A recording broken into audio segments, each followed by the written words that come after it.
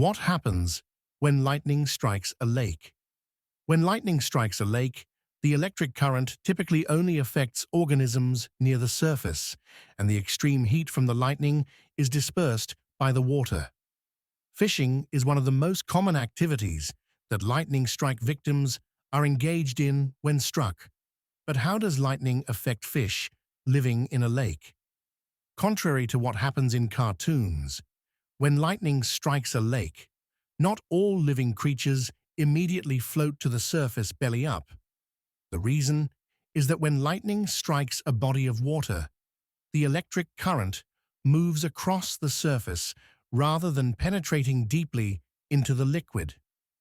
A similar effect occurs when lightning strikes a car or another conductive object. The current runs along the surface rather than going deep into the point of impact.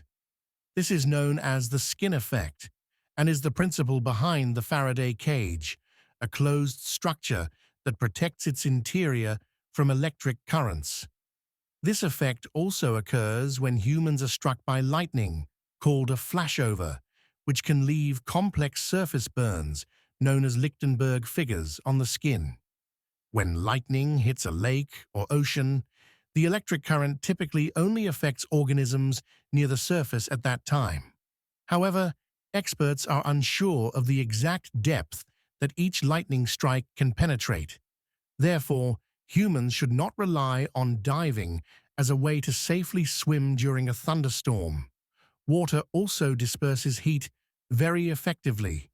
So, even though a lightning strike can reach temperatures of around 27,760 degrees Celsius, nearly 5 times the surface temperature of the sun, when it hits cold water, that heat is quickly dispersed, reducing the lightning's impact.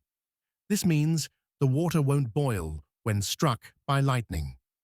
Humans are not as safe as fish when swimming during a thunderstorm because they are often near the surface. The electric current from a lightning strike on the water's surface can travel between 10 to 100 meters or more, depending on the intensity of the strike.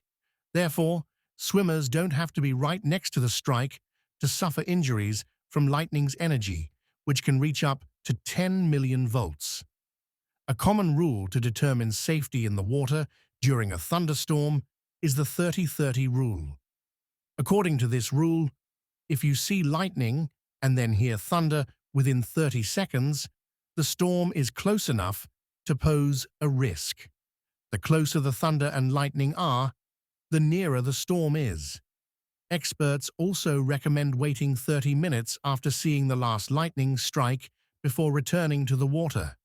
Sound travels at approximately 343 meters per second, while light travels at up to 300,000 kilometers per second.